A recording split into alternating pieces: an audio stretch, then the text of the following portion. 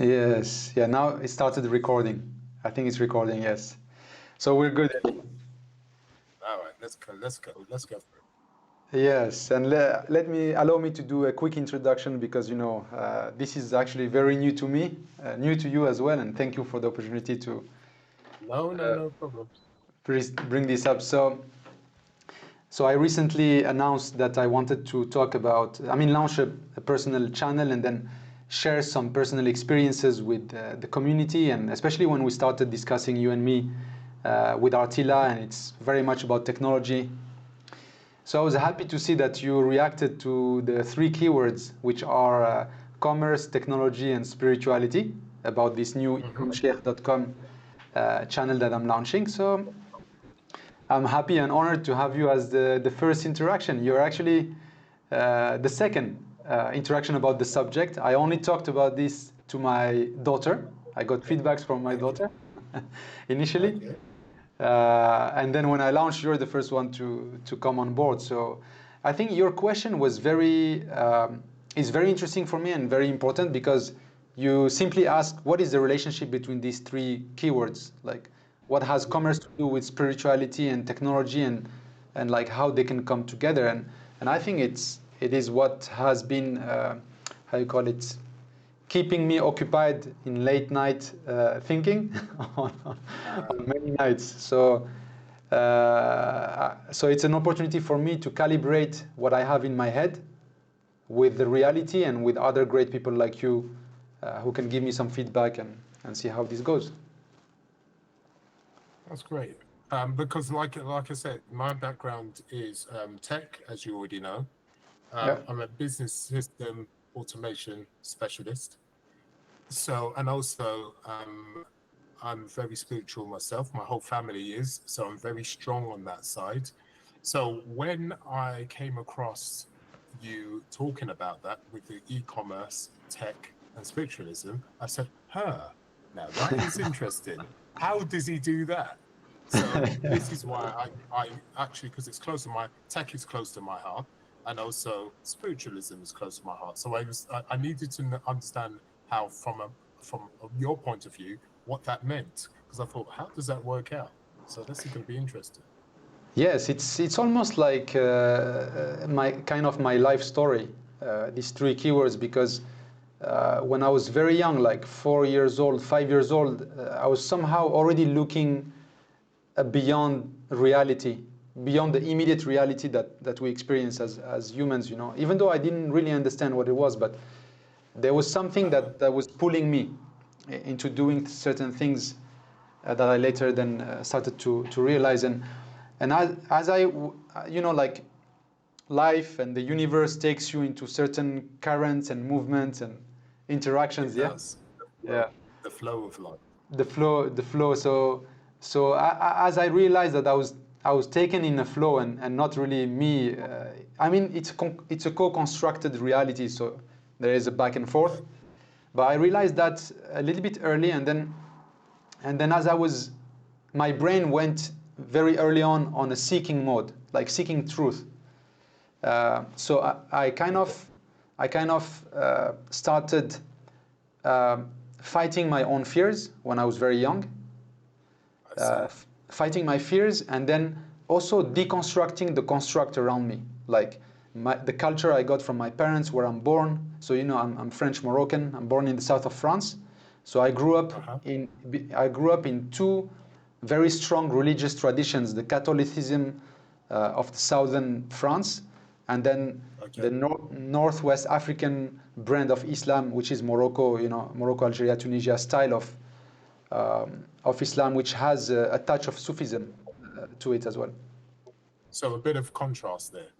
Yeah, already a bit of contrast plus the two cultures. So but those were a frame, because you grow up and then you get informed, you get structure socially, culturally, spiritually even, or let's say at least. So can I say you were influenced from both ends then? That's right, at a religious level, because unfortunately none of these two religions were invested in the spiritual side of their religion. It was both of them, the Catholicism that I experienced and the Islam that I experienced, were very much about rituals, and how to look Christian or how to look Muslim, but not how to be in your heart. Unfortunately. I see. Yeah. So for me, these two religions, it doesn't really matter. Like I'm not into really religion, Yes. but this is how that was my dualism from a religious perspective. I get you. I totally understand that. And then also the French education is very Cartesian, and I guess probably in the UK it should be the same. But you have this dualism in the French education system, where it's almost like if I don't see it, I don't believe it, or I am there. I think therefore I am. These are the things that try to build the scientific, or let's say, approach. So that also was a formatting that I realized as I was growing. Okay.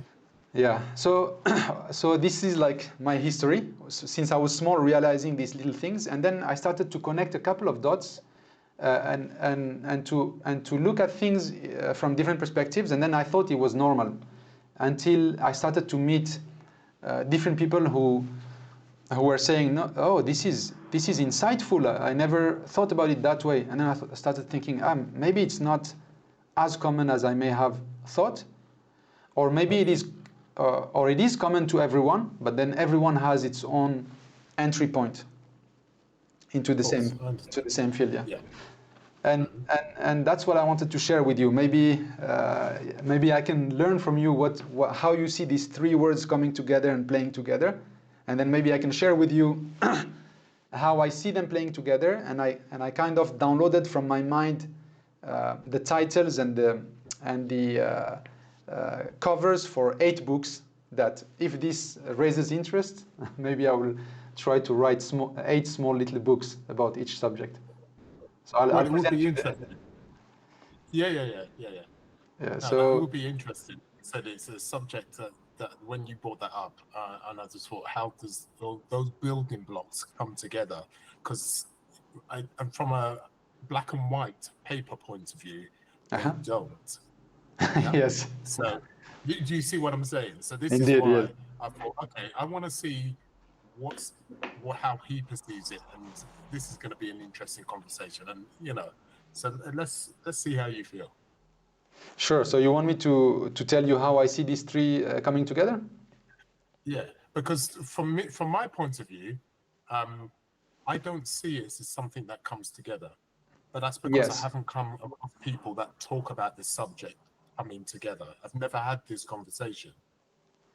So having this conversation with you is going to be interesting. And then when I listen to you, I'll be able to feel it from my point of view and go, ha. Sure. Excellent. So, like, among these 3 subjects, spirituality, technology, and commerce, essentially there's only one, which is the spiritual realm for me.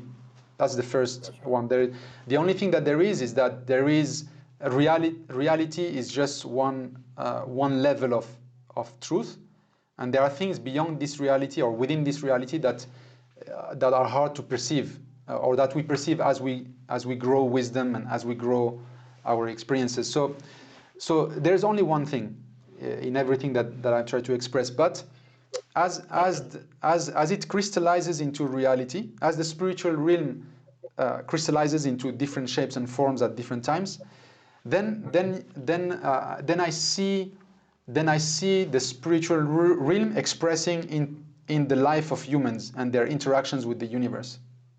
So how we interact among us, between us as humans, with the animals, with the plants, with the rocks, and then the impact of our behaviors as humans on the nano level, nano level of the universe and the galactic level of the universe.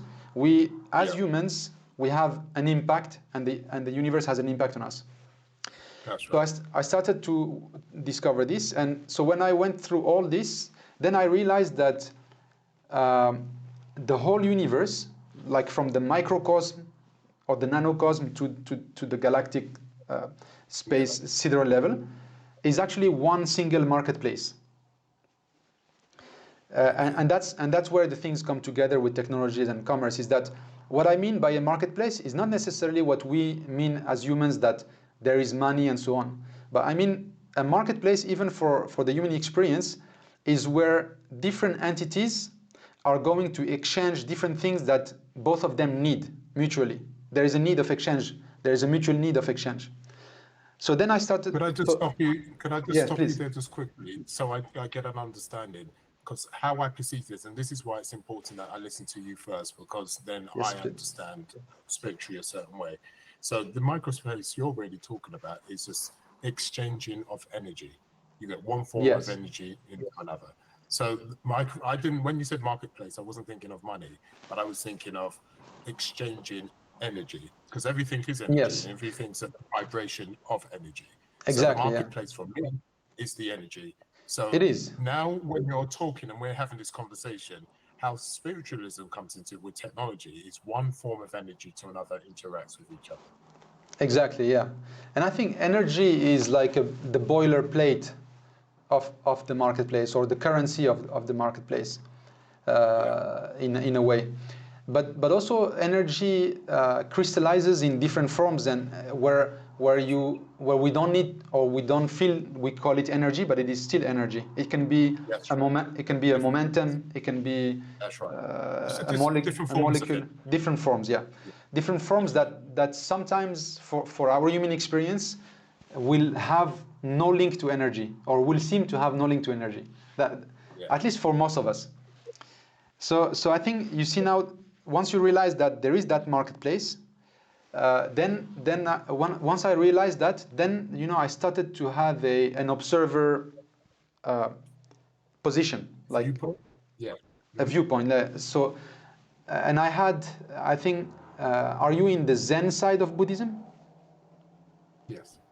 Okay, so you will understand this much better than my original cultures, because the Abrahamic religions are not very good at perceiving or modeling the spiritual realm.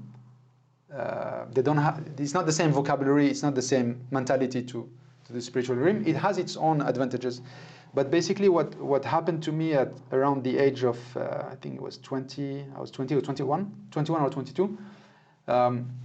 I had what is called in Hinduism a Kundalini awakening.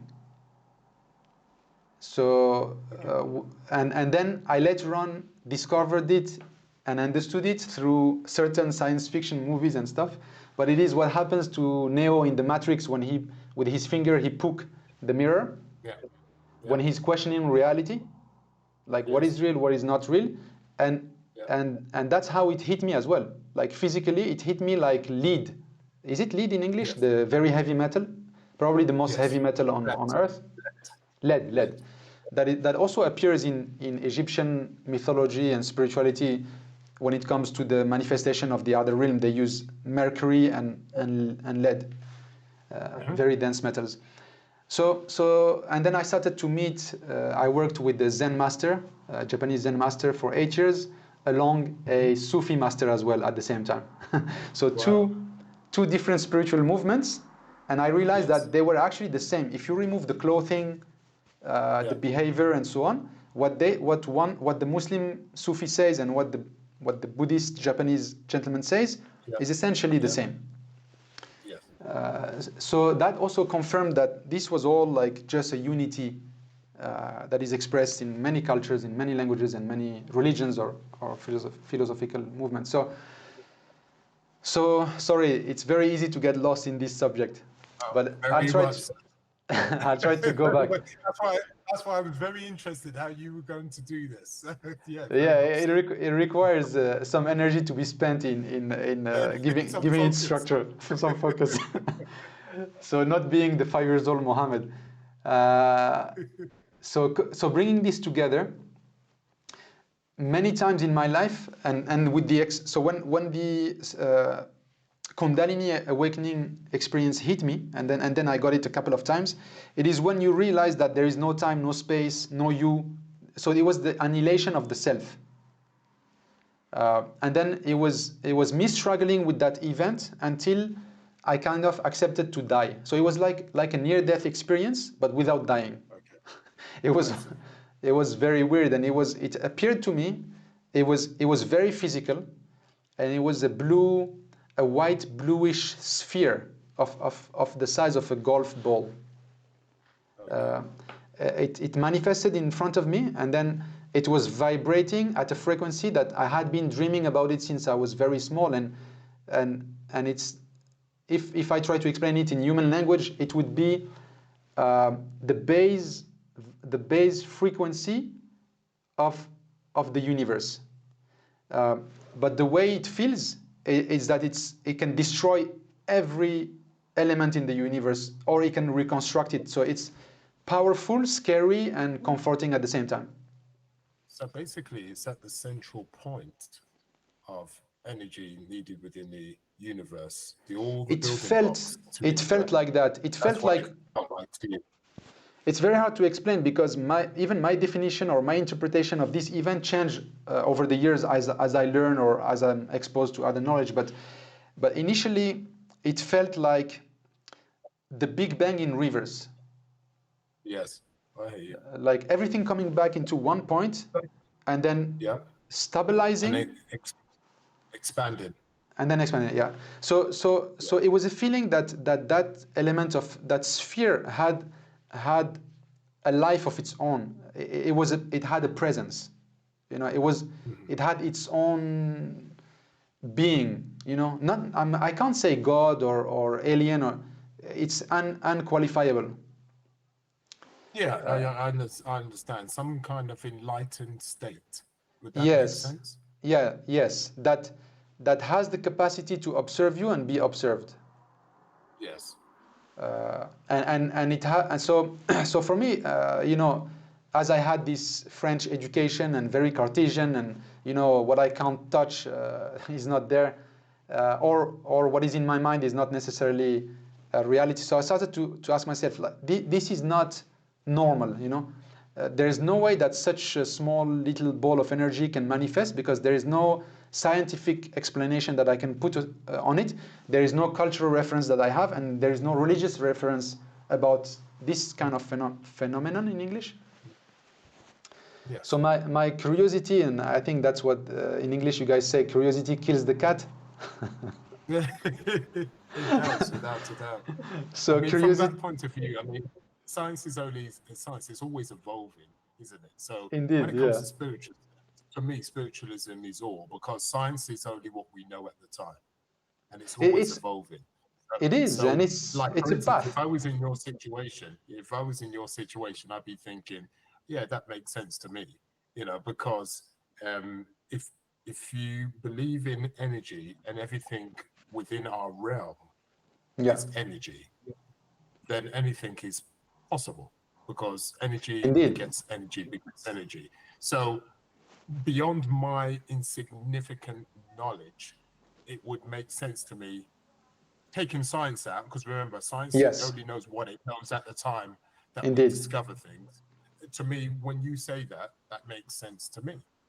Indeed, and it makes now sense to me in different ways. But at that time, I did not have the exposure or some knowledge or some guidance to even understand what is that manifestation, because remember, it's not only manifesting physically, but it's manifesting at all levels of perception. So like, I could hear the vibration, I could feel the vibration like physically, and I could feel it inside my being, which is something that is very hard to explain at that time. So I could feel that this thing is shaking the very construct of reality, of my reality, and at the deepest level, but also at the furthest level, and without a time-space relationship. So it really intrigued me, and because I was curious, and like I told you, I was always fighting my own fear. I wanted to poke it, so I poked. So I poked it. So I poked it with my index finger, and then I'll try to explain it in English words. And this is a double translation, because this is translating a phenomenon that doesn't belong to the human language and semantic. So first, I have to crystallize it as a human semantic, and then from human semantic crystallize it into English. So there is a loss in translation, a double loss. I see. Yeah. But basically, what happened is that as soon as I tried to poke it, or I poked it, how to explain that? It clapped the whole of the universe into a single dot, including me. Right. It was a dive in, like all the Yes. atoms dive into my Yeah. own self, and then we all go in that way. I Yeah. get it. Yeah. So that was I understand explosion. At that time I could understand explosion where from one part it goes peripheral, but I never knew that there was an implosion, a form of implosion that goes into the inner self and then comes out from the other side. So it did that, and for me it was like a clap because it was like a smack.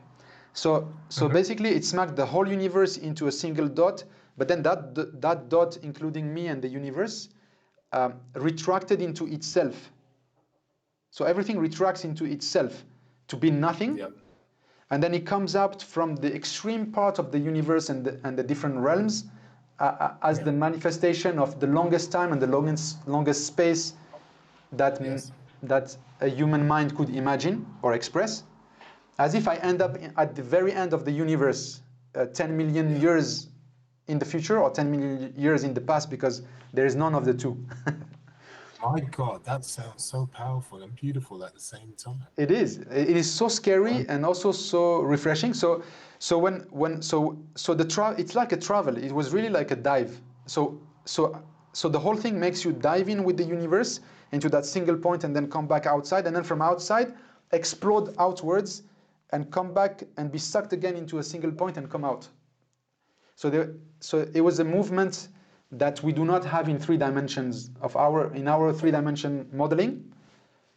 This dimension doesn't exist, but it's like an inner dimension or an outer dimension. It's like the 2 directions of that dimension are the outer and the inner. Okay. That's how I can explain it today.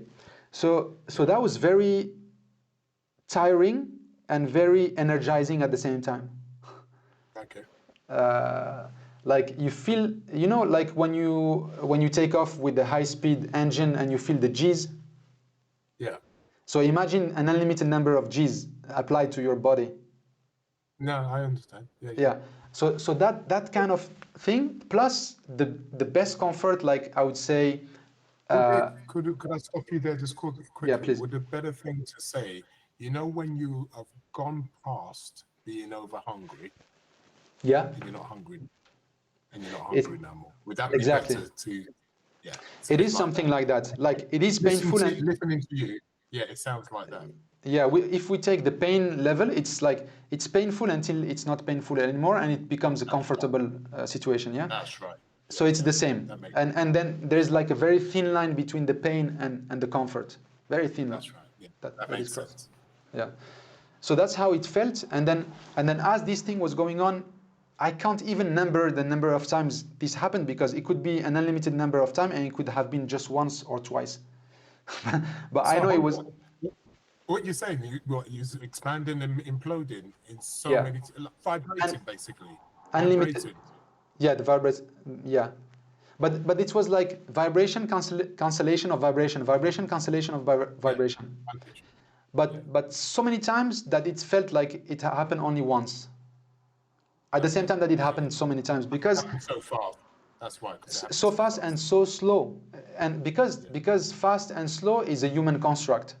So that's also how I try to understand it. This is far, this is near, this is fast. There was no such thing, so that's why it felt everything at the same time. Which is very confusing to the human mind. Very, very confusing, especially for a young person that doesn't have any background in energy, spirituality, or other realms. So that kind of that actually, as I speak of it, it's also like you revisit it, because I have not disconnected from that event or that phenomenon. It's like it remains with you.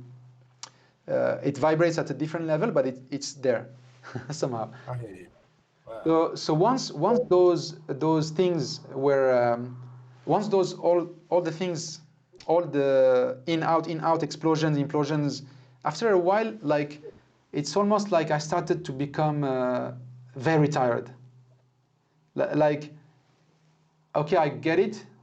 And then when I started to question the reality, you know, because normally I know that I talk with people who take some, how you call it, aquasha, that South American drink that or mushrooms that connects you to, Oh, I know what you're talking about. yes, I can't give the name, but I get you. yes, that. So I talked to people, they had like similar experiences, but kind of mine was a bit more violent and a bit more soft at the same time. But as I was experiencing that thing, I was fully conscious because I don't drink alcohol, I don't take drugs, and I'm against losing my consciousness from a responsibility point of view. I can't lose my consciousness and then do something bad because I am responsible in my life, and so I can't say it was alcohol or it was marijuana. So I never touched those substances, and I never lost consciousness in my awakened state. But then in that state, I knew that it was not a normal awakened state, a normal reality state, and I know it was a different realm. I know that I didn't have a mind, but I still had my mind as well at the same time. Does it make sense? So Yes, it does make sense. I had the me without my mind, and then I had the me with my mind, the Mohammed mind. So I could, like, you know, look at this way and this way, and then my It's what I would call a state of flux. Does that make flux. sense? Yeah, it makes sense because you can move. Yeah. State of So flux. then my mind, my human mind, started to question what is happening. Yeah. Started to doubt, you know, it can't be real, it can't be this magical, it can't be this powerful and this scary. So then the doubt started to come into my mind, and then what happened is that when the doubt came in, that thing or that manifestation reacted as well. Mm-hmm. Okay. You know, it almost like reverberates to you whatever you reverberate in multiplied by a million. So if you doubt by a milligram, it will doubt you by 10 million tons. You know. I see. Yeah. So I realized that level of ping pong, or I don't know how to call it. You know, that kind of interaction. Yeah, flux again, that level of movement. Yes, and it has a levy on it. It has a leverage. So it's Okay. everything is super amplified. So then it's, you know, if you don't control your emotions, they snowball. And in that realm, they snowball, but the snowball is like the size of a whole galaxy. You know, it's so huge. And then happened the thing that happened to Neo in the Matrix is that then I felt the universe being a heavy metal and Yes. and throwing me out. Yeah.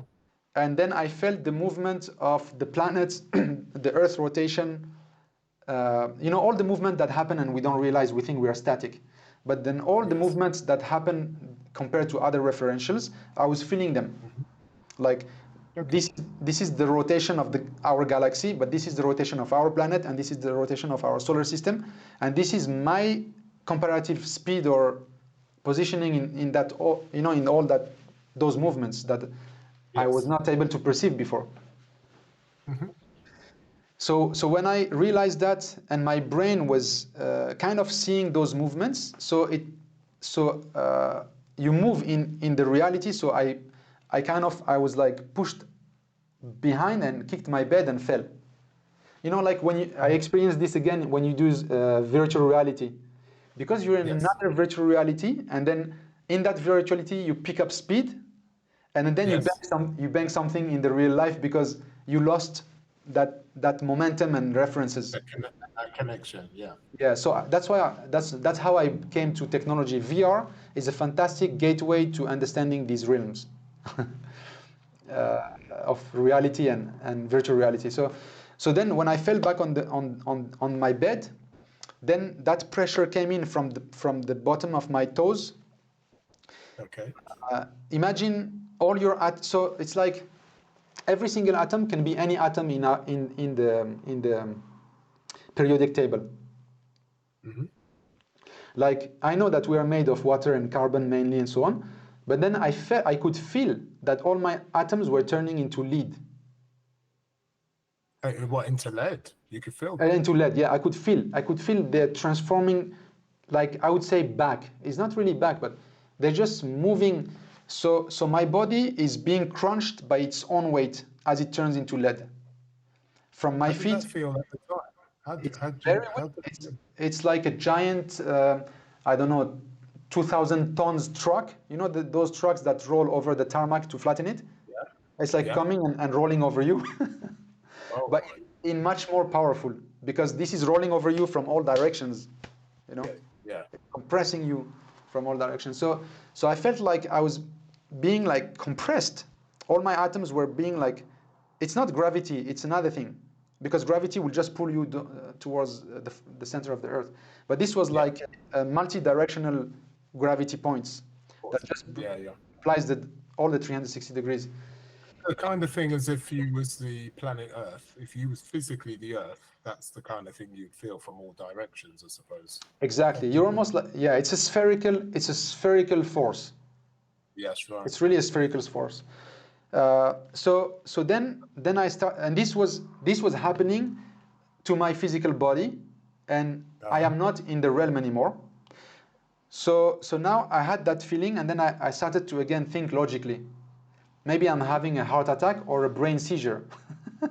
that could that could that could explain this Oh, well, I can nonsense. imagine. Well, it must have freaked you out at the time. You weren't expecting it. So, Yes.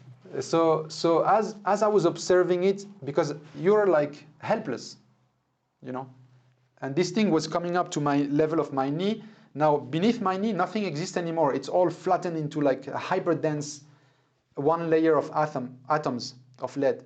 okay. So I was Uh-huh. already turned into kind of a sheet of a single layer of lead, in a way, flattened into that level. And then it was coming to my tight, and then it came to my stomach and so on. And then in my human mind logic, I was thinking, if it reached my heart, then my heart will stop beating. If my heart stops Yes. beating, my brain will not get oxygen, so I will clinically die. But I didn't ask my question when I lost my legs, because this questioning doesn't make sense. If I was to die with that kind of power, I would be already gone. I only realized this later. But at that moment, I thought that if this thing reaches my heart, I'm done. So when it came like to the chest, I made peace with myself. I said, whatever it is, just forget about it. Don't try to understand it. So I made like, my Muslim prayer. We call it the Shahada, where you submit to God and you say, this is the will of God, and whatever happens, happens. I'm happy with the outcome. I'm ready to die. So if dying is what needs to happen, I'm fine with it. So as soon as I made that peace, I'm ready to die. It's okay. I don't even understand it. Whatever. Be it. So be it. That was the end of it. So at the moment that I made that in my human mind, that reaction stopped immediately, Yes. and then it Yeah. started to go down and reconstruct my body from the Okay. lead layer back to, and then I felt it going out, going out, going out, going out, going out, and then I was swallowed back into the realm. Yeah. So and then at that in the re-swallowing into the realm, then it was how you call it, a less. There was no more tension, let's say, because I already abandoned myself. I was not thinking as Muhammad anymore.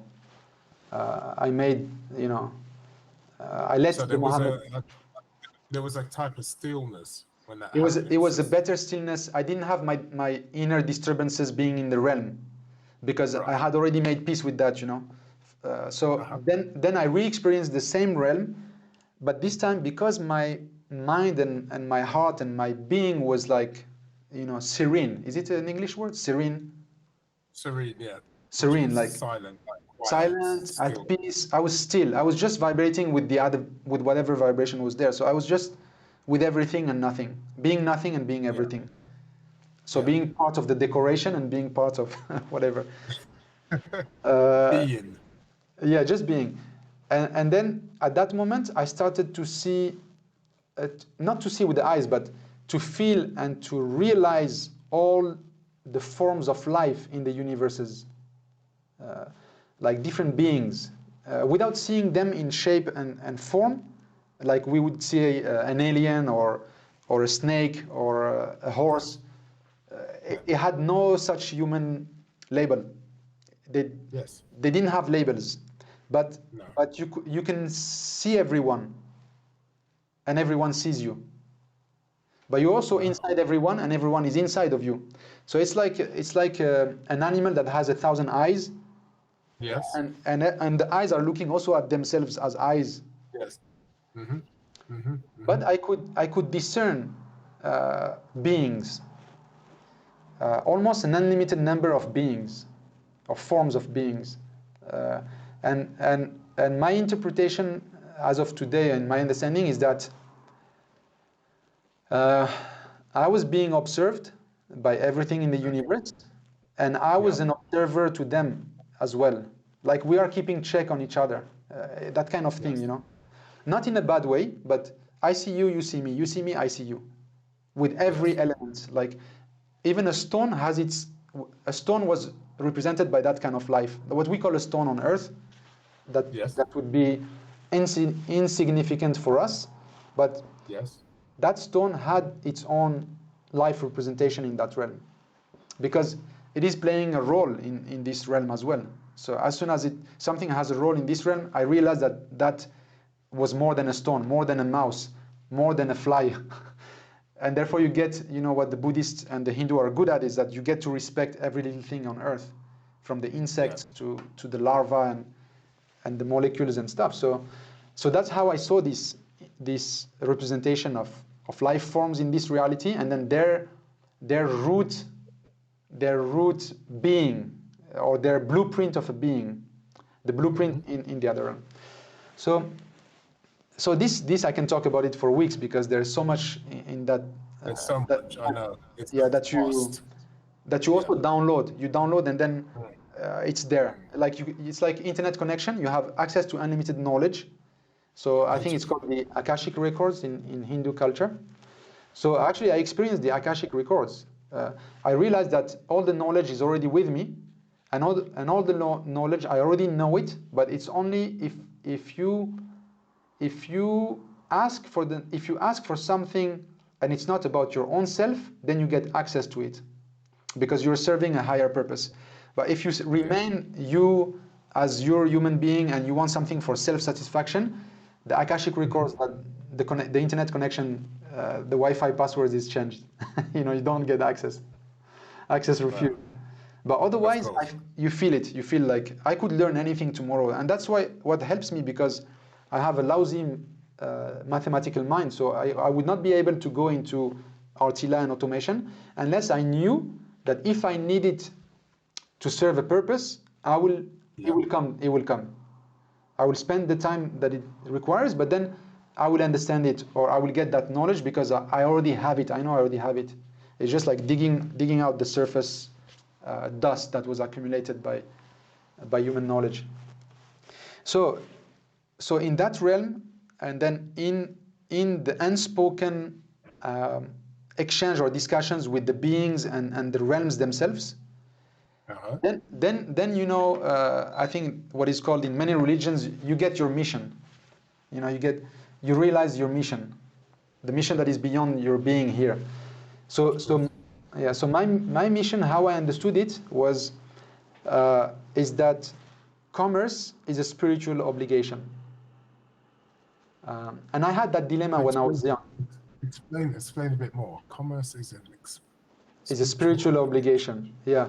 Because, you know, the way we grew up, and especially there is a very deep misunderstanding in the Christian religion about commerce and trade, because of that event that happened when Jesus went to the temple and he chased the traders. So there was this misconception that I grew up with, and my teachers and other people would explain, is that somehow God or divinity or supreme power doesn't like money. You know, there was this conflict between religion and money, or money and religion, but not explained properly. So that was the formatting I had, that somehow money is not that good. So doing commerce and making money is not so good. It has a part of malintention or devil touch to it. So, but when I got that experience, basically the universe told me that no. On the contrary, like you must trade and you must get the humans to trade, and the humans must play their role in the cosmic trade, in the cosmic marketplace.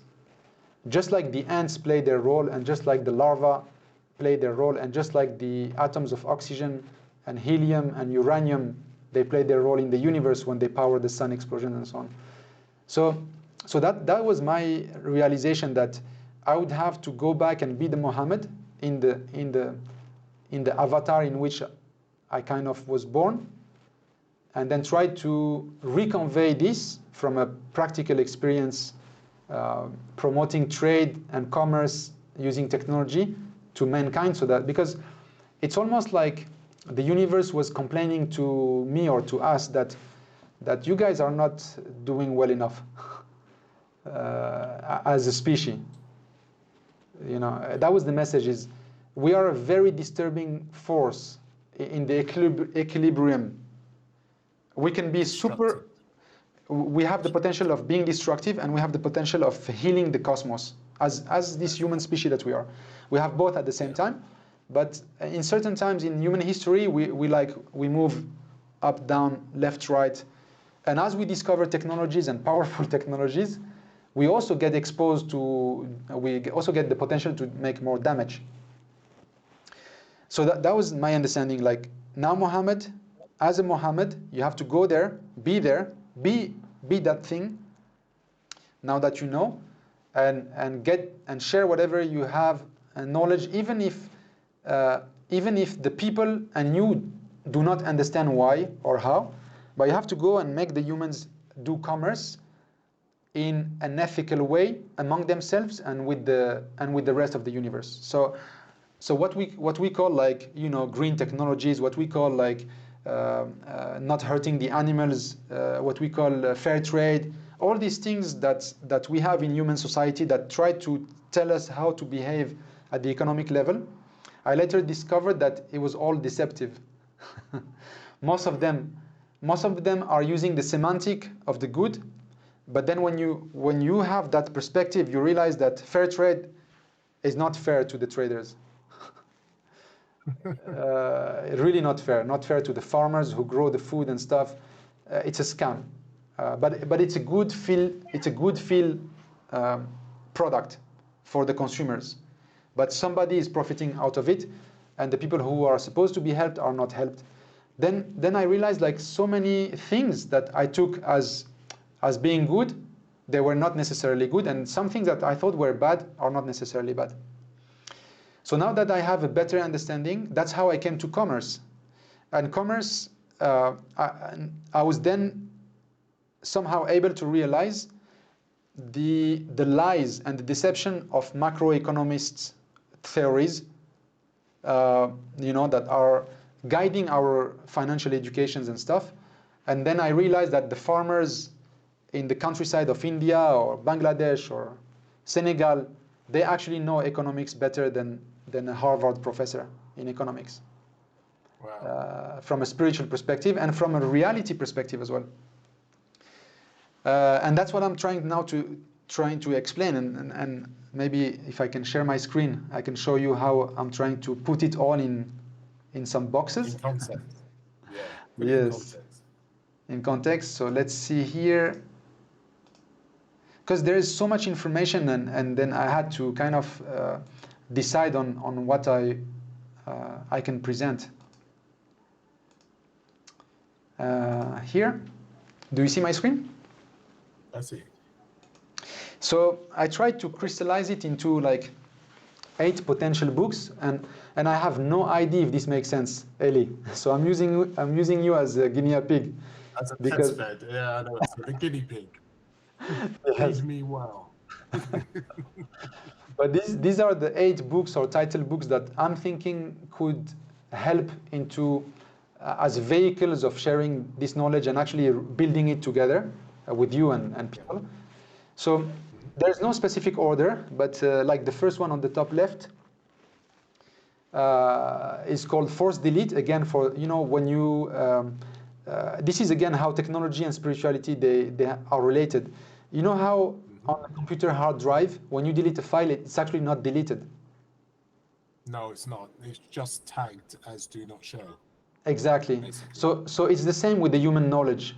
Like sometimes we learn something, but then we don't know how to de-learn it. So our memory gets filled up very quickly with useless knowledge. So this book is about sharing the wisdom of losing, the wisdom of accepting to lose a memory, lose a knowledge, lose an asset, lose whatever position, title, you know. There is a wisdom in losing things, especially knowledge. So that's why I called it force delete, because when you force delete on your computer, then only it will rewrite that zone, and then actually that all the information is gone, and now is free to rewrite proper information. Does it make sense? Okay. Yeah, no, totally. Yeah, without a doubt. Yeah, so that's computer science approach to it. And then what I was telling you, that the second book is about the economics of the universe. That's what I was trying to tell you, that the whole universe is a marketplace. And I kind of discovered and felt that there is currencies and there is pricing on how the exchanges are done between subatomic particles exchanging energies, or atomic particles exchanging electrons, or newtons, or whatever measure of energy. But there is an exchange always, and there is a price to the exchange. And the planets also, they exchange stuff. The how you call it, the constellations or the galaxies, they exchange whole solar systems. Like you may have a galaxy that say, hey, I need this kind of gravitational force, so I give you this solar system and you give me that solar system temporarily, and this is our exchange. Or for example, two solar systems are going to exchange and do business by exchanging meteorites or comets. You see the movement? Yeah. So that thing is happening at the subatomic level and at the celestial level, and this is the idea of expressing it in that book. Then there is the fractal jurisdictions, and so we know, I mean, now we have a lot of knowledge about fractal that happen in mathematics, but also in shapes of life. So I also realized that civilizations, human civilizations, and leadership has its own fractal rule on how you establish jurisdiction as a human. First, you as a single unit, as a single jurisdiction is your body. You're a master and you're responsible of your body. That's your first jurisdiction. And then you're responsible of your family. That's your second jurisdiction. And then your neighborhood, and then your village, and then your city, and then your region, and then your nation, and then the earth, and then this galaxy. So we represent, and we are, from my perspective, obliged to apply our jurisdiction to make things better at all the levels, at all the fractal levels of jurisdiction. That's what I'm trying to explain. And then the Green Lagoon strategy is like what I was telling you, that macroeconomic rules and studies and theories, they are not necessarily true, especially for businesses who do not have access to the debt economy and to capital.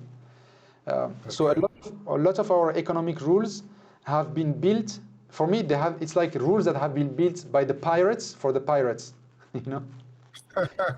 No, you're totally right. If you know how, the big guys are pirates. Yeah, so to them it's a good conduct book, you know, but to the normal people, the decent people, this is not good conduct book. So we can't apply them because they hurt the atmosphere, they hurt the mankind. So I wanted to present here another strategy that I call the Green Lagoon. So it's not like the red ocean or blue ocean strategy when you want to launch a business. It's actually Green Lagoon, and there is no confrontation. It's not like the rule of the jungle, the strongest the fittest. So that's about this approach. And then at the bottom left, it's the lion and the hyena. So it's a story. Are you familiar with the French writer that wrote stories using animals to convey like some stories? Unfortunately, I'm not. It's called Les Fables de La Fontaine. La Fontaine, his name. So he uses like stories, like for example the fox and the crow, to explain to people, rules of life and so on. So the same idea here. What I want to express is that for the people to awaken and to realize that every one of us is a lion, and we are being ruled, and we fear hyenas because we have fallen into the power game and deception game of malintended or just people who don't care or forces who don't care, and then we forget our own true power. And the true power of every human is that we can destroy the universe and we can create it at the same time. We have like a billion times the nuclear power of what we call nuclear power. Every single human has. So that's like the awakening part, that to realize our true power and our true possibility, and it comes accompanied with responsibility, so that we can manage this blessing or this curse in a better way. And then the Silicon Awakening is what we have been discussing, is that it has two aspects to it. So when I say Silicon Awakening is that we are in a very interesting phase of mankind development, where technologies are showing us the way to spirituality. So like I was telling you, like virtual reality will help a human brain to understand that there can be two realities going on together. There can be the reality, the physical reality where you are, but then you understand that if you put a helmet, you will be in another virtual reality, and you will meet friends, and you will do things, and you will earn money in that virtual reality, and you will have a whole different set of rules in that life. And so much so that if you don't remove the helmet, you could forget that you were alive in the other realm, and you can basically get lost and think that the virtual world is the only world that you know. And that's exactly what happened to us as humans in this reality. Does it make a bit of sense? It does make very much sense. Yeah, and then I realized that's why they forbid virtual reality headsets to kids that are 12 years old or below, because the kids, they very quickly will forget and make the virtual reality the new reality. So it will disturb their psychology. But actually, as adults, we have already buried ourselves in a virtual reality, and we forgot our connection to the other realm. So it is a condition of humanity that we are already in a virtual reality. yeah, it's been happening for some time, to be honest, and it's getting worse. Exactly. So, but this actually, wise minds like Plato with the allegory of the cave, realized it very fast, just with the light and the shadows, and he understood that people could just look at shadows and take the shadows as reality if they were forced in that environment for a while. So it's the same idea here with VR. So this is how technology shows us as humans, or help us to explain the unexplainable that is available in the realm. So VR is one thing, but also, when we talk right now, we talk through the internet, we talk through wireless radio waves that transmit information. So that's because in the realm, we can talk to each other instantly, like telepathically. Yeah. But then you cannot explain telepathic communication to a crystallized human mind that only believes what it can touch. Yeah? But then it's very hard. It's very hard. But then if you give me a computer or you give me a phone and you tell me this box is using some technology to talk to the other box, so it's not telepathy, it's technology. It started with a wire. Wire is very easy for a human to understand. Oh, we are wired. So the sound goes through the wire. That was our copper lines. And then once we were able to understand also the wireless communication, say, oh yeah, I'm able to talk to Ellie, who is in the UK, like 8,000 miles away. I'm talking to Ellie using these gadgets, but in reality, I can talk to you and you can talk to me without any technology. In the reality of the realm, is that every one of us and every soul and everything communicates instantly with the rest of the universe. So that's the human awakening, or the human realization of what happens in the other realm thanks to technology. It's like religion books. They use stories to try to tell us spiritual meanings. Yeah? Like Jesus does this, or Buddha does that. It's like human allegories to explain the unexplainable. So it's almost the same. Now we have a new Bible. We have a new digital and analog Bible that is technology that is telling us, you could communicate with the other realm. When you do this happened on the other side of the planet.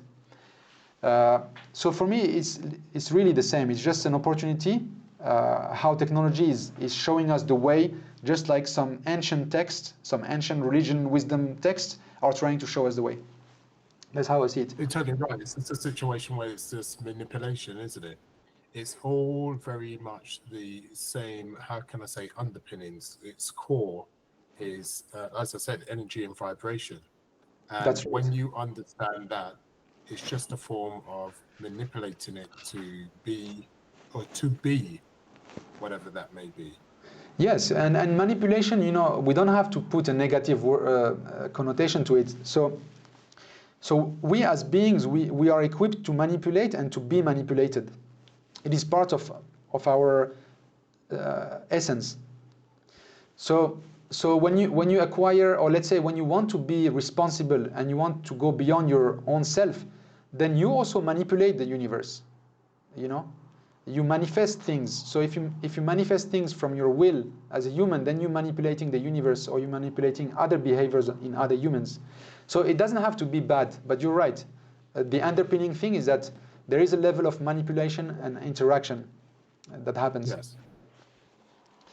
And I was telling you that there are two aspects to the silicon awakening, is that we, thanks to silicon technology, silicon base, which, you know, silicon base is really a binary vibration. It's like 0, 1, 0, 1. Electricity goes through, electricity doesn't go through. You know, Yeah. it's basically 0, 1, 0, 0, 1. That's our technological world.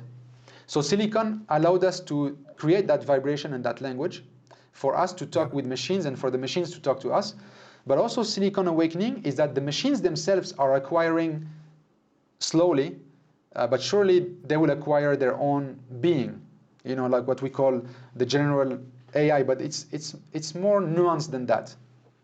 But basically technologies or digital or analog mathematical body of information Yes. is slowly acquiring its own self-realization Yes. through the silicon technology. So that's also pushing from the silicon or from the information level beings. And we are also a semantic being. As a human, we're just a semantic being. Language is what makes us, because we can put words to express things. So we are really just an information being at the root of it. So new information beings are evolving from us and are feeding on our initial knowledge, but soon they will also have access to other knowledge and teach us back. So that's the double awakening. We are awakening thanks to technology. It's accelerating, giving us benchmark to awaken, but also the technologies and the digital information and the mathematics, in a way, it is itself awakening and crystallizing into being a being that can interact in our realm. That's the two ways silicon awakening that I'm trying to express. Sorry, I'm throwing at you a lot of things, but it's a first interaction. No. Are you okay with the next two, or do you want to make a pause and we discuss the first 6? Can you still hear me? Yes, I'm with you. I was asking you, are you okay to go with the next 2 books, or shall we do a pause? Yeah, of course. Shackles and Kinetic and Prosperity, definitely. Yes. So Shackles of Shekels. How to explain that? And I mean no misrespect, but you know, the behavior of enslavement that we humans can apply to each other, or that we can apply to other beings like animals and stuff. It's also a form of enslavement, or that we can apply even to technology, like we enslave a computer being or a digital being, you know. So there is this human activity that we could call enslavement, and what I realized from this exposure is that the mother of slavery is of a monetary nature. So I totally agree with that. yeah. And unfortunately, when you dig every event in mankind history that there was a form of abuse from one group against another, there was a monetary system, a deceptive monetary system that was financing it, that allowed for that diversion or that misuse of human energy to happen. And even if you watch the movies, you know, like the Games of Thrones, did you watch that series? Loved it. Totally. So Kept me on the edge of my seat. So let me give you a scene. Like, you know, the northerner and the southerner and all the guys are fighting, yeah. And you could take sides. You could say, I'm more with the northern guys, or I'm with this crown or this king and so on. But then you realize that the battles, especially the more deadly battles, can only happen if the Iron Throne went to borrow a loan from the Iron Bank. Did you see that scene? I did. Yeah. So even in in movies, there is that thing that monetary and how we use money and our monetary policies, our definition, even the very definition of money, is the source and the energy for enslaving anything and anyone else. And unfortunately, we all do business, we all learn about finance, but at no moment in our lives as humans we are even explained what money should be. There is no definition of money, real definition of money.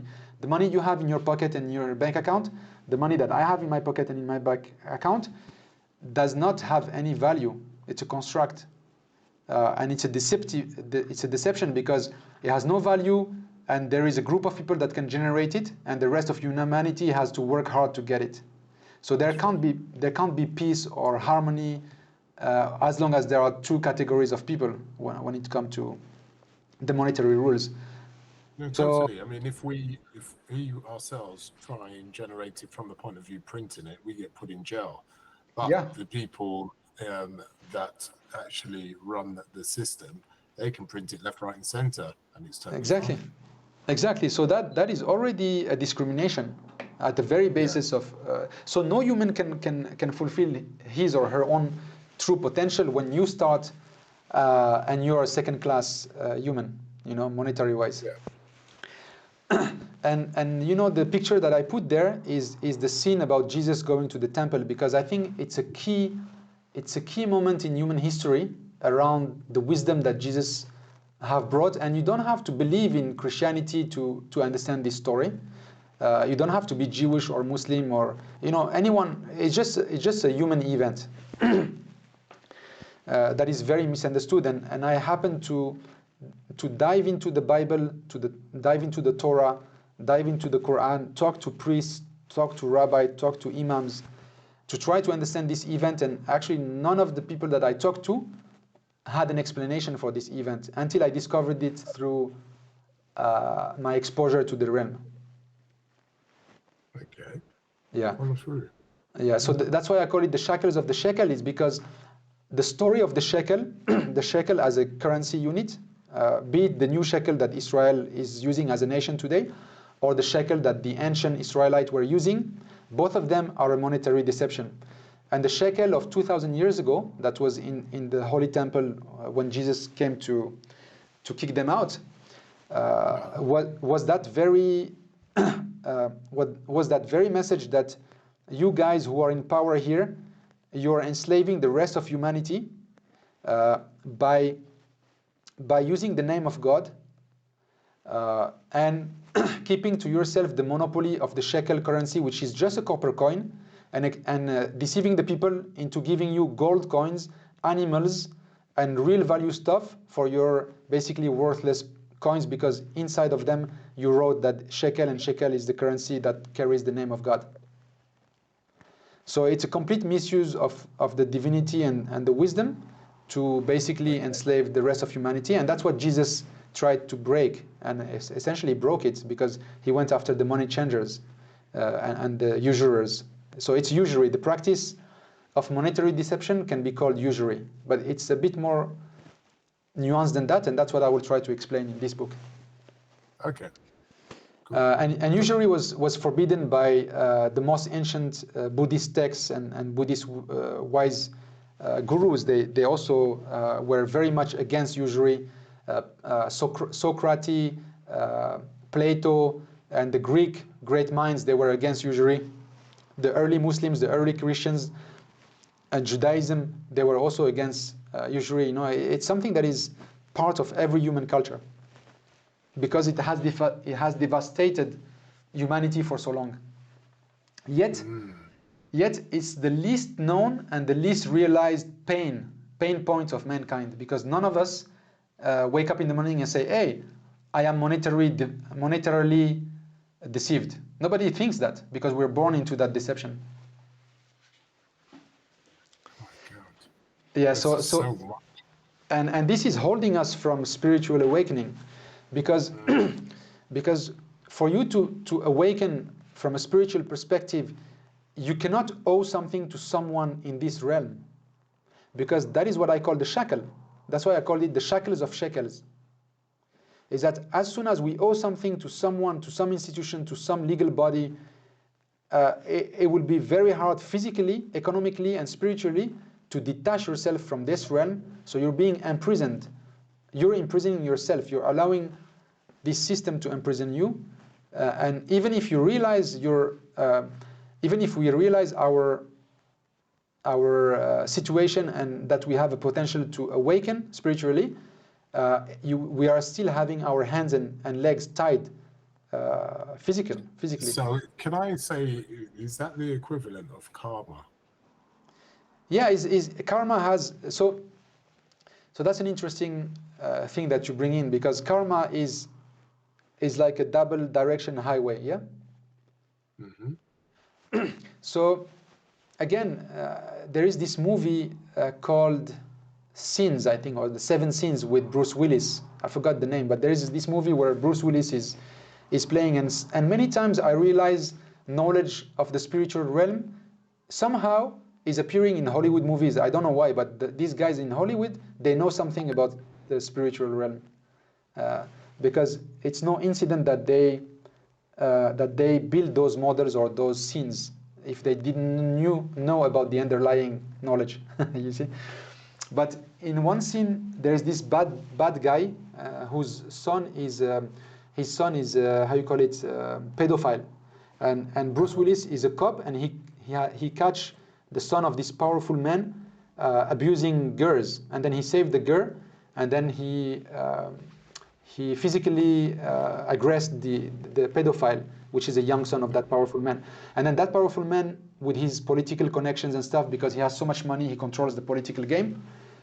He got Bruce Willis into the hospital and beat up badly, and almost dead, in a hospital bed in the ICU. He cannot speak, but he can listen and hear. And that powerful man came to see him, and he told him, "You know why I can do this?" So this is not word for word, but if I will share with you that scene. So he tell him, "The only way that I can do this, that I can lie, manipulate, and make good people disappear and protect bad people, is because you good people, how he said, you're part, you have signed the contract, you're part of the scam. That's the karma. Because we are part of that system, we can't deny it." Okay. You see, yeah? Because we are feeding into that poison, we cannot reject the poison, because we ourselves are feeding it. So basically he said that because we as mankind have a level of corruption, therefore the level of that milligram of corruption that every human has allows me to be super corrupted and apply my corruption on you guys, because you're part of the game, you're part of the casino. So it's the same. That's how I understand when you told me karma. Karma is that you get what you sow. That's right. Yeah. So and you have to realize that you're sowing bad if you want to dismantle yourself from the badness. And that's what I'm trying to express here, is that we have to first release ourselves from this practice and this exposure before we can get rid of it as a virus or as a cancer, as a society, civilizational cancer. It's a very deep and very, how you call it, sensible subject, because this subject triggers wars. The most atrocious wars are triggered by this subject. So it's a very delicate, because religion is used, power is used, commerce is used, influence is used, emotion is used, but the underlying power or the underlying mesh is the monetary deception. That's what allows the abuse to happen. So for me, this is the most important one. I cannot die before I can express this prison and share it, this self-imprisonment that we're doing to ourselves. So I can dig on it, but it can take a lot. So I can tell you what, I would be the first one that buys that book if you create that book. Maybe that should be the first one that you start. It's the first, but it's also the most, the hardest for people to realize. And that's where I like the interaction we have, because for me, none of them have should be first or later because they all relate to each other. So for example, kinetics of prosperity is the other side of the coin of shackles of shekels. Okay. And the Green Lagoon strategy is the third phase of shackles of shekels, because let's say you can solve a problem in different ways. You can say, I have a virus and I want to kill the virus. That's one way. But first you have to realize that you have the virus. But this virus of the monetary deception is similar to drunkenness. You know, when we drink alcohol, and there come a time when you're so drunk that you don't know anymore that you're drunk. That's yeah? right. So if I come to you and I say, Eli, you're doing wrong things because you're drunk, then you tell me, no, Mohammed, you are drunk. You see what I mean? I get that. And as a species, we are drunk. We are completely drunk in this deception. So anyone who awaken and come and tell us you're drunk, say, no, no, no, you are the drunk, you're the crazy, and we will kill you, and violence will come to you, because we're so deep in that drunkenness that we are not behaving properly. So there is another way to address it, is that if you don't know that you're drunk, it's very hard to you to de-drunk, because you don't know that alcohol is not water, and you think that this is same as water. So for you, you're just drinking water because alcohol has become your norm, that has become your water. So you keep yourself imbibed, and you auto drunk yourself every day. You're in the bad loop. Yeah. So sometimes that's not the way for certain people to awaken. But then there's another way, which is what I call the kinetics of prosperity, is that even if, let's say, you don't know, you don't understand usury, don't understand monetary deception, just by doing commerce in an ethical way, you can actually liberate yourself. You can become more and more independent, and then you start to understand the role of money, how money can cut your assets off, or how money can grow your wealth from a natural perspective. And that's why I use the elephant, because this is the elephant in the room. It's available in front of us. It's there. Poverty is artificial. For humans to be poor, you have to design a system to make the human poor, because poverty is not natural. It's artificial. It has to be made. It has to be inflicted by a system or by a man-made rule. Wealth, on the other hand, is completely natural, because everything in the universe is designed and is seeking to grow. So your body, and it's in abundance. And it's in abundance. It borrows from the universe. It takes as much as it needs, and it gives as much as needs to be given. So meaning that nobody is missing anything, and anybody who wants to grow into a certain level to achieve a certain thing that is beyond the self has unlimited access to the universe capital. So there is a bank, the bank of the universe, can borrow us everything. We can borrow with no interest rate. We can borrow time. We can borrow energy. We can borrow space. We can borrow knowledge. If we have a clean intention and a pure heart, wealth is completely available and unlimited, almost unlimited. So that's the kinetics of prosperity. And here I will try to share with everyone simple things that you do in business so that you can't be poor, so that you can gain wealth. And this is the same with the Green Lagoon strategy. So I'm done with my... So can I ask you, what are you going to do with these books? Are you going to bring this out en masse, let's say for Amazon, bookshops, etc., or are you just literally just going to give it out for people just to read privately, PDF, or what's your plan? Yeah, my plan is just to disseminate it in whichever form is more reachable. So ebooks or see, I'm already messing up my books. Any form, PDFs, ebooks, wherever I can put it for free or for a small fee. I have not decided yet, but the idea is that just to get the knowledge out of my head, because it's been as much empowering as burdening me. This knowledge, because the more you need to share.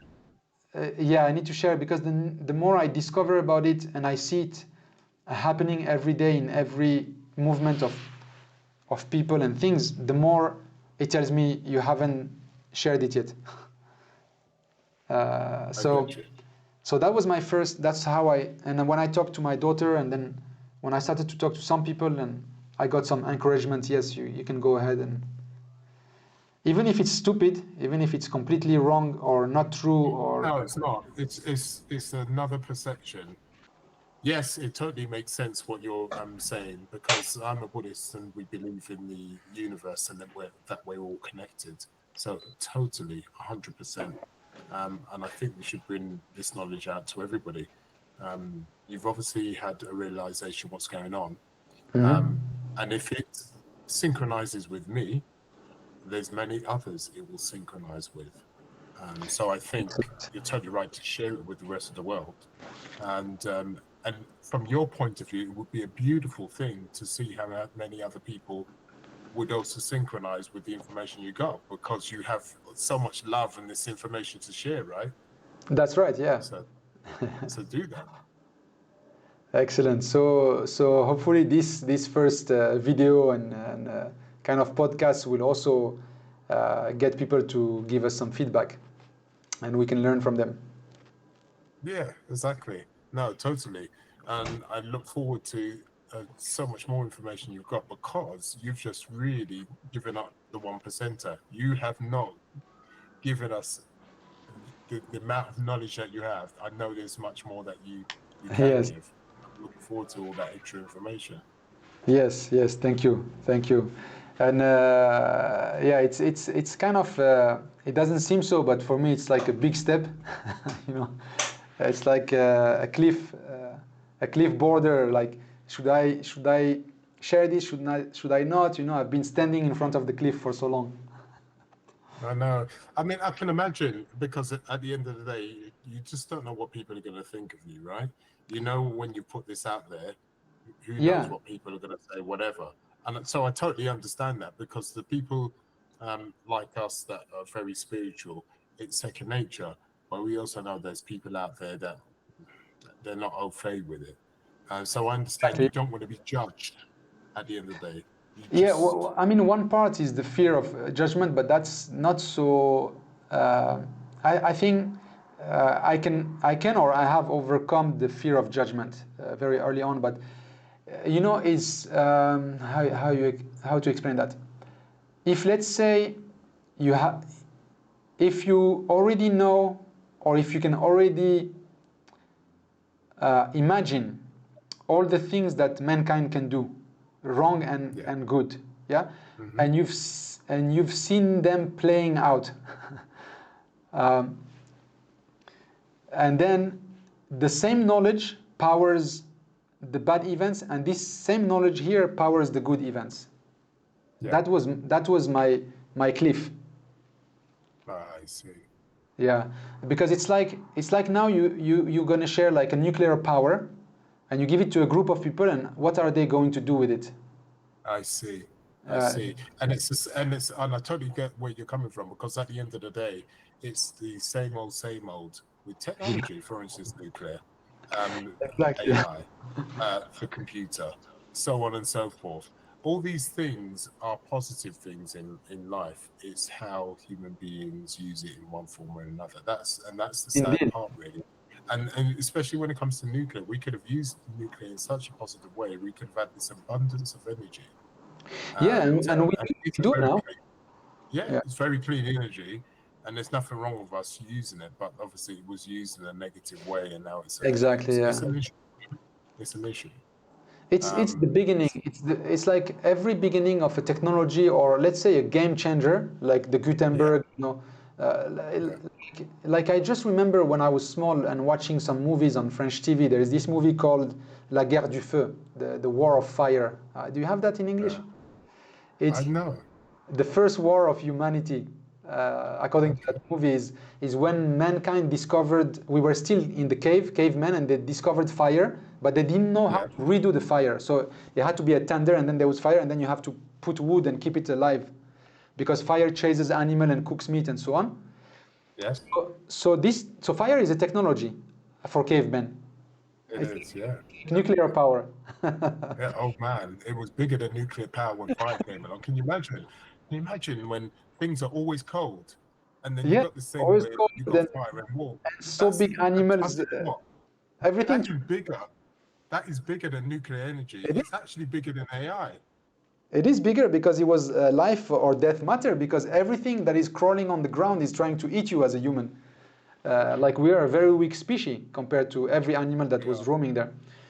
But also we were already very destructive, even in the caves. We had weapons with stones and stuff, but we could inflict damage. So that movie, the first thing that happened is that it was the war of fire. One group of human exterminating another group of human to keep the monopoly on that technology. And then we did the same when we discovered the wheel. So the wheel can do so many things for mankind. What is the first thing we did is war chariots to go and win wars, and then we got Gutenberg, the press, the printing press. Fantastic opportunity of knowledge dissemination, but then again monopolized to disseminate one version of the truth or one version of the lie for whoever was in control of the printing press. And then the nuclear power, as we discussed. And so when you look at just like the main events in mankind history, you realize that we have this bad habit of bad tendency of using it wrong before we're using it good. It's human nature, really. It's the human nature. Yeah. But at one point, I thought, like, if it's gonna happen, it's gonna happen, and whatever we share with people, if like the knife, they can use it to attack somebody or kill themselves with that knife, or they can use it to survive in the jungle, because a knife is your survival way in the jungle. It's a tool. It's a tool. That's what it is. Yeah. It's a simple tool, and if human beings that want to use something negatively will find a way to use that. Piece of paper will kill you if it's sharp enough and whatever. If they want to kill you, they'll cultivate that piece of paper in such a way they'll find a way to kill you, and that's no joke. True. And it's so true. It's human nature. So it makes no sense trying to hold the technology back. It's going to happen, but at least if you're going to bring the technology. And you're going to be the first one or one of the first ones to do so in a way that is done for good. And the people that are going to use it for bad, that's what's going to happen, unfortunately. But at least when you brought it before people, you brought it in such a way where, look, this is how it could be used for good. Exactly, yeah. It is up to humankind to use it in the form they want to use it, unfortunately. Now you're making a very good and wise point, and also I wanted to say something, I already forgot, but it's gone out of my mind. But you made a very decisive and wise point here. Yeah. So like I said, if you don't bring it to the table, someone else did. And if they bring it to the table, it may be straight from the direct to market, as you call it, negativity. Yes, right? and now you remind me of that point that I wanted to say, just to coordinate with yours, is that, I forgot it again. Well, this one is tough. You better write it down when you remember. No, I have to tell it to you before. Sorry, I have to cut you off and tell it before I forget it again, if it comes again. It's like,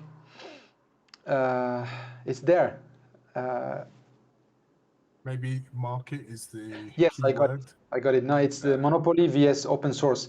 It's the same game with information and knowledge, and the only way to fight a monopoly over knowledge is to open source the knowledge. That's right. In software. Totally right. Yes. So that's what I'm trying to do, is that how can I open source this and like let it spread, whether it's valuable or not, it doesn't really matter to me as a being, but it's there and it's open source. It cannot be put into a box, or it cannot be diverted. At least I expressed this perspective, and it was shared with enough people for them to make great concept. No, great concept. You're totally right. You've got to open source it because it's the only way for it to spread as quickly as possible. And I would love to be part of that journey. Sure. I just think, and I totally understand exactly what you were saying before and while you was going through the books. And I think it's something that you should open source from a positive point of view, and take it from there. And I think it's something positive that can be brought to order. Excellent. And also, probably like what we learn from everything in life is that everything is co-constructed. So it can't be just me alone. You see, it's already you jumping in and helping and pushing, and then it's going to be another person and another person and another. So, That's uh, right. and that's the idea of open source, is that it's co-built by all the users. The users co-build their operating system, and it is actually an operating system. Just like every religion or belief is an operating system, It is. is a value, mental, emotional operating system, and this is the same Well, knowledge. it is. Yeah, no, you're totally right. I mean, a lot of people think of operating system as noughts and one being computer generated, but listen to the words, a system that operates. A system Yeah, could be anything, you know? A system could be something you interact with your child, trying to discipline your child. It's not yes. just an operating system. The system is actually mankind and the way the earth and the universe works. It's a Oh, it system, is. right? It is a So system. Yeah. if we break it down from that point of view, so people understand when they're listening to the podcast, forget about the operating system being computer generated. Listen to the words, a system and operations, and it is what it is, and it all interacts with each other. Exactly. And Yeah. that's, Mohammed, that's beautiful what you just said, because everything operates under a system, and Yes. all the system is connected to each other, but it is a system nevertheless. Yes. And again, it's fractal. You see, it's systems inside That's right. systems inside systems and inside That's systems. right. That's right. Wow, we can go deep, innit? We can go on forever. I love this subject matter. Oh my! I see what you're saying when you said, "Oh, we've got to be focused." Otherwise, No, but that's the frame I tried to put in the books, because the books are a frame, yes, like framework. how to at least contain it in a way that can keep the discussion going until Yeah, we get the point through. Because that was very hard for me in my mind, because our mind can go in multiple directions at the same time, and we that's very right. quickly lose it. Yeah, yeah, So yeah, yeah. Yeah, we can actually use that. So I'm glad that you brought the framework into play, and as you said, there's a framework within the framework. So these 8 books are literally just at the top of the pyramid. When we start going yes. down the Marbury bush, down the yellow brick road, there's a long road to go down. Do you know what I mean? So Yes. as much as the people that are listening to this podcast think 8 books, these 8 books potentially can span out into far more than this, because it's literally a subject matter that can go way beyond what we've already discussed in its simplest form. Indeed, and it's almost like these 8 books are just 8 windows of looking at the same thing from a different perspective. Because I was thinking, I was talking to myself before I do this, and I was thinking how everyone is going to react depending on their culture, their knowledge. You have people who are very much into science and computer science, Yeah, so I thought maybe to them Silicon Awakening could could be a way for them to gap the bridge between the technology and the spiritual part, because they are so much into the mathematical world. Maybe that's an approach. But also, the Silicon Awakening is for people who see awakening as a keyword. They are looking for the spiritual side, and they just want to know what has technology to do with it. yeah, yeah, So yeah. that's And I, how. and I think once you explain it in the way you do, I think that scientists will clue up that there is some kind of connection between what you're talking about, between technology, because from a mathematical point of view, if you break it down in its simplest form, that we're all energy, and everything from a mathematical point of view can be broken down, they say can be broken down in maths, and Yeah, it's just pure energy, then why can you not connect the 2 dots together? Because if everything is exactly. pure energy and breaks down to that, and you've got the spiritual side that is part of that energy point, while you're talking about Silicon Valley, which is part of that energy point, why is it not possible to connect the two, especially when you talk about vibration? If Yeah, everything vibrates, why is it not possible to manipulate that vibration, as everything has a vibration spectrum? Everything's on a spectrum of vibration. exactly. So if Yes. we all vibrate from the point of view of spirituality, or even in the so-called physical plane. So we are all made of similar things. It's just we vibrate on a different level. Exactly. So we can have our individuality while keeping our unicity. We are in unicity as a vibration, but then we are all individual in the frequency or the amplitude that each one of us has chosen to vibrate at. No, definitely, and also like even like when I try to understand and I follow the, how is it called, the atomic mechanics. So everything is mechanics at the end, like chemistry, biochemistry, and then the atoms. So it's like mechanics of the universe. So they also now they are telling us that when they go down to the smallest particles, they realize that the particles are there when you want to observe them, and that they're not there when you don't observe them. So, so they are like reaching the limitation of what science can get through, and they realize that there is an interaction. And what I was trying to tell you in my experience, that you're constantly observed and you're constantly observing everything, and everything is observing you in the realm.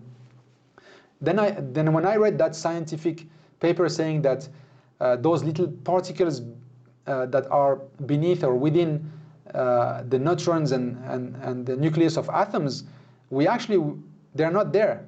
We can't locate them. But when we want to see them, we see them. When there is an observer, they appear and they behave in a certain way.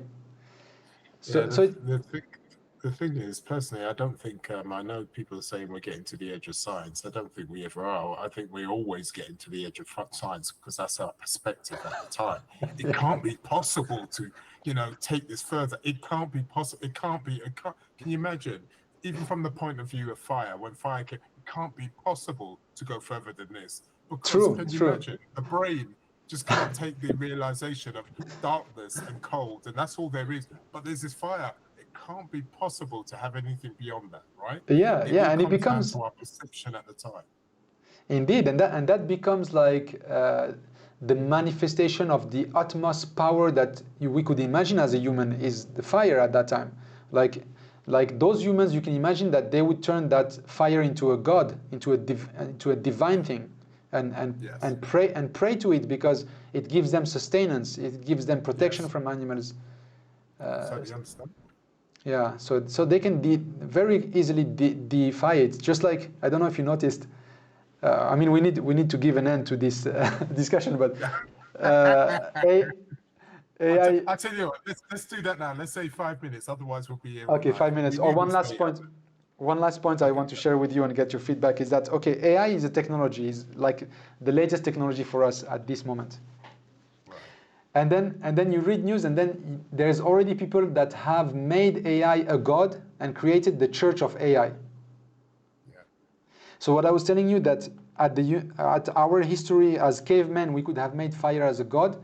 And in the latest technology we have today, there's already some humans that have decided to make it a god and submit to it, even before it came to exert its power or its will on us as humans. So that's the closing. Where there's a will with human beings, there's always a way. Yes. Yes, indeed. Strange as it sounds. All right. So okay. So should we finish off then? I'll tell you what. I've really enjoyed this, Mohammed. Thank you, Eli. I could have easily stayed there for another few hours, just really delving in. After hearing everything, and then it's easier to have a conversation about what you've spoken to me about, and so I can feel the conversation could go on for hours. Now, likewise. Well, now you've uploaded me with the information, right? Now I'm full on and ready to really engage. But it is what it is. We don't have unlimited time, but we can do this again if you yes. Me back on. No, with great pleasure, and we can have other people on, and just share with more people, more vibration, more perspectives. And thank you. So how are we going to have this podcast go out? How does it work? So I'll put it on the YouTube channel eCommerce, and then share it with the first community that I invited on Facebook, and then we just look at the comments and and then from there we decide what we can do next. Okay, that's what, my man. I really appreciate your time. My Just pleasure. give me a link when you can. I'm going to put it on my page to say that we've done this together, and I'm looking forward to hearing it back. I'm going to upload it like right away. I will convert it into 4K and then upload it and share with you the link. Wow, perfect. Thank you, my man. All right, okay. Cool, In the cool, meantime, I hope Eli. you have a wonderful day. I'll speak to you later. Likewise to you, and thank you for the opportunity and your Oh, wisdom and patience. I'm the one that's blessed. Take care. No, no. Bye bye. Thank you, Eli.